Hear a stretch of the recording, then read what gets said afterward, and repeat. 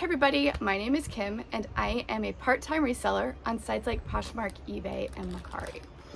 Today I'm going to show you how to cut down this large box into a flatter, lower box so that I can send this Deuter backpack to the person who ordered it from me.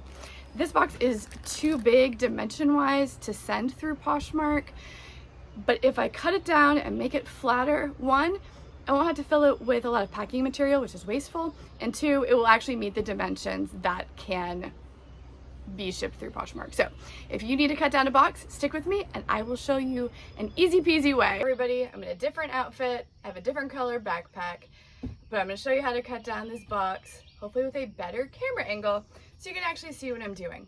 So first thing, we're just going to cut down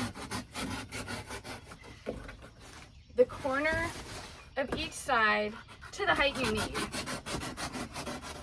I've done enough of the backpack that I don't actually have to measure that to know. But if you're not sure, just give it a little measure. But cutting along the corner should be pretty easy. It's already bent, so it should be pretty easy. So that's like step one. And then what you're gonna do is make a new side.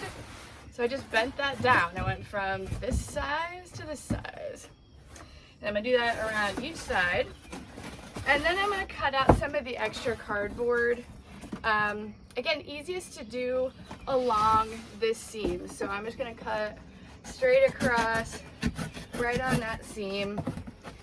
This is gonna help take out some of the extra weight and is gonna make it so that you're more likely to be under that 5-pound shipping that you need to be under on Poshmark. So after I cut these sides down, I'm going to fold the other sides down.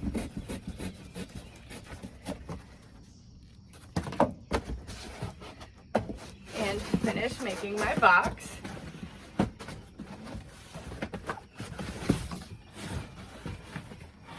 I don't worry too much about it being like perfect along the edges. It just needs to be enough that you can tape it down safely. But so here's our new corner and our new box. What I'm probably going to do is just cut this right here along the angle or the corner.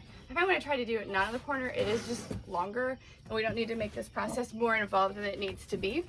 So again, I'm going to cut just right down that corner, taking out some of the excess and making it a little easier to tape up too. Because we don't want it to obviously be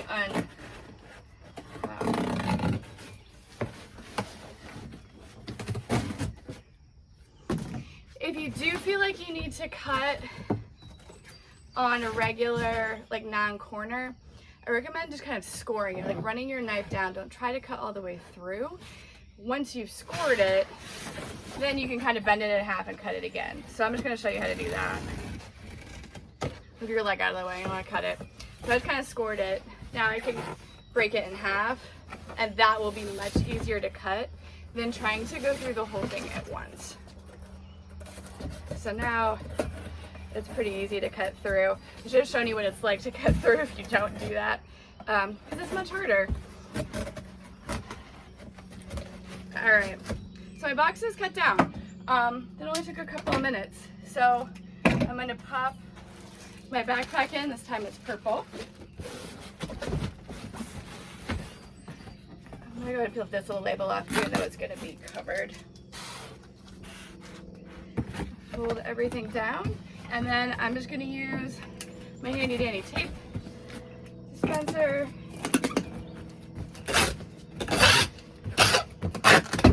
to tape this up. And here is my finished box. I went down that seam line, went across just to give it a little bit of extra security.